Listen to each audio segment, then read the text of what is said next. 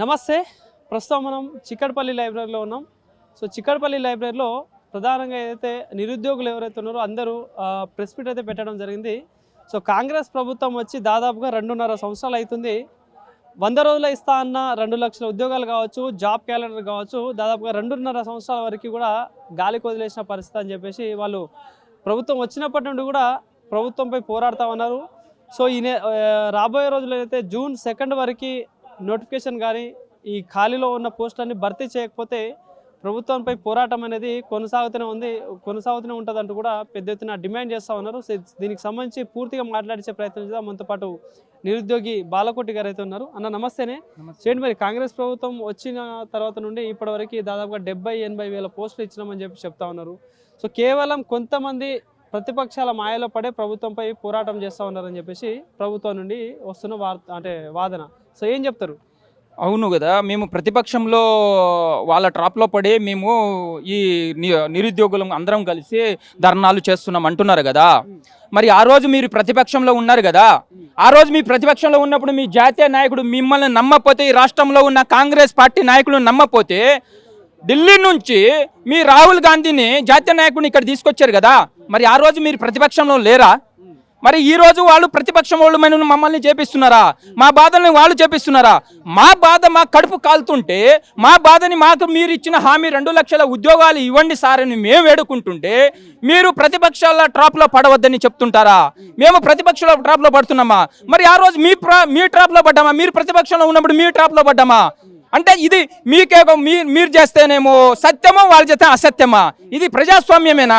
ప్రజాస్వామ్యంలో ప్రతిపక్షం అనే వ్యక్తులు ఖచ్చితంగా బాధితుల పక్షాన ఉంటారు. ఆ రోజు మీరు ఉన్నారు కదా. మరి ఆ రోజు మీరు ప్రతిపక్షంలో లేనప్పుడు ఈ రోజు మీరు అధికారం రాంగులే రివర్స్లో మాట్లాడడం ఎట్లాంటివి? ఇది ప్రజాస్వామ్యానికి విరుద్ధంగా లేదా కాదా అని ఒక్కసారి మనం నిరుద్యోగులు అందరం ఆలోచించాల్సిన అవసరం ఉంది.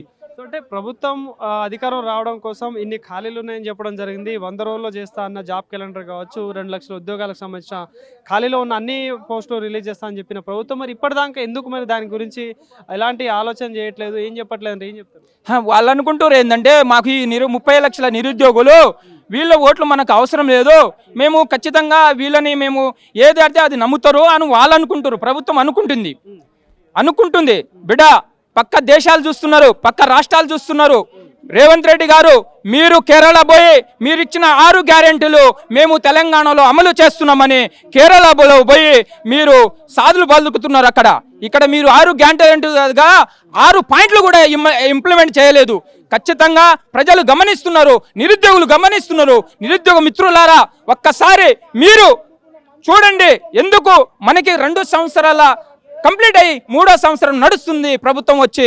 మనకి ఈ ప్రభుత్వం వచ్చిన తర్వాత జనరల్ నోటిఫికేషన్ ఎన్ని ఇచ్చిందనేది, మేమేమో ఇంటర్మీడియట్ కాదు చదువుకునేది, మేమేదో 10th క్లాస్ కాదు చదువుకునేది, మేము చిన్నపిల్లలం కాదు. ఏ ప్రభుత్వంలో ఏ నోటిఫికేషన్ వచ్చింది, ఏ నోటిఫికేషన్ ఏ డేట్లో వచ్చింది అనేది మాకు అన్నీ తెలుసు. మేము పీజీలు చేసినాం, బీఈలు చేసినాం, బీపీడీలు చేసినాం, అన్నీ చదువుకునే ఈరోజు మేము సంవత్సరాల తరబడి ఓపికతో ఇక్కడ ప్రిపేర్ అవుతున్నాం. కానీ మమ్మల్ని మోసం చేయాలనుకుని ఈ ప్రభుత్వం మేము 70,000 ఇచ్చినాం, 60,000 ఇచ్చినామని అబద్ధాలతోని దీన్ని నిజం చేయబోతుంది. మేము ఖచ్చితంగా రాష్ట్రంలో ఉన్న నిరుద్యోగులను అందరం కలిసి జిల్లాన తిరిగి అన్ని గ్రామాల్లో తిరిగి ఖచ్చితంగా ఈ కాంగ్రెస్ గవర్నమెంట్ చేసిన మోసాన్ని మేము చైతన్యం బరాబర్ పరుస్తాం. రాబోయే రోజుల్లో ఈ నిరుద్యోగ సత్తా ఏంటో కూడా చూడబోతుంది ఈ ప్రభుత్వం. మీరందరూ అసలు నిరుద్యోగులే కాదు, నిజంగా ప్రిపేర్ అయ్యే వాళ్ళందరూ లైబ్రరీలో కూర్చున్నారు అని చెప్పేసి మాట్లాడుతూ ఉన్నారు. దానికి ఏం చెప్తారు? రండి సార్, అదే నిజంగానే నిరుద్యోగులు ప్రిపేర్ అవుతున్నారు కదా. మీరు ఆ రోజు వచ్చారు కదా, మరి ఈ రోజు పదవులు వచ్చినాయి కదా, ఎమ్మెల్సీలు వచ్చినాయి, చైర్మన్ పదవులు వచ్చినాయి, ఎమ్మెల్యే పదవులు వచ్చినాయి, నామినేట్ అన్ని పదవులు పొందినారు కదా ఇదే లైబ్రరీకి వచ్చిన వాళ్ళు. మరి ఈ రోజు రండి, నిజమైన నిరుద్యోగులు మిమ్మల్ని ఏం అడుగుతారో, ఏది నిజమైన నిరుద్యోగులు ఎవరు ఏం మాట్లాడతారో ఒకసారి మీరు ఇదే సిటీ సెంటర్ లైబ్రరీకి వచ్చి విజిట్ చేయండి, మీకు తెలుస్తుంది కదా ఆ బాధ. అంటే నోటిఫికేషన్ లేదని ధర్నాలు చేస్తున్నారు, రోడ్లపైకి వస్తున్నారు నిరుద్యోగులు అని చెప్పేసి ముఖ్యమంత్రి చెప్తా ఉన్నాడు. ఏం చెప్తారు? ఎవరైనా మనిషి అన్నోడు నోటిఫికేషన్ ఇస్తా అంటే వద్దని ఎవరైనా ధర్నాలు చేస్తారా? అసలు ఇది చరిత్రలో, భారతదేశ చరిత్రలో ఎక్కడైనా ఉందా? ఏదైనా తెలంగాణ కావాలని మనం ఉద్యమాలు చేసినాం కానీ వద్దని ఎవడైనా ఉద్యమాలు చేస్తాడా?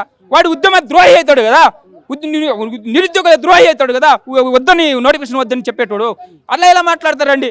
అంటే అంటే మీరు మాట్లాడితేమో నిజమో, వ్యవతలను మాట్లాడితేమో ప్రతిపక్షం ట్రాపా? అంటే సర్పంచ్ ఎలక్షన్ లో ముఖ్యమంత్రి రేవంత్ రెడ్డి 40,000 ఉద్యోగాలు రాబోతా ఉన్నాయి, ఊర్లలో కాకుండా ఇక్కడ ఉండి చదువుకోండి అని చెప్పేసి ముఖ్యమంత్రి చెప్పిండు. ఇప్పుడు సర్పంచ్ ఎలక్షన్స్ అయిపోయి దాదాపుగా కొన్ని నెలలు గడుస్తా ఉంది. మరి ఏంది ఆ 40,000 ఉద్యోగాలు పడ్డాయా?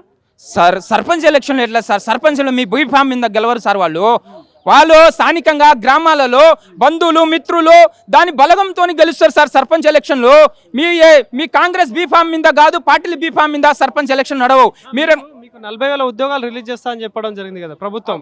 సో ఆ 40,000 ఉద్యోగాలు వచ్చినాయని అడుగుతున్నారు. అవునవును, మన ఉస్మానియా యూనివర్సిటీకి వచ్చినప్పుడు ఆ ప్రారంభం 100 కోట్లు ఏదో ఇస్తానని వచ్చిన రోజు మేము త్వరలో 40,000 ఉద్యోగాలు ఇస్తున్నామని చెప్పి ఖచ్చితంగా ఇప్పుడు వాళ్ళు చెప్పి దాదాపుగా 6-8 నెలలు అవుతుంది, కానీ ఒక్క నోటిఫికేషన్ ఇవ్వాలి. ఎందుకు చెప్పడం జరిగింది 40,000 ఉద్యోగాలని?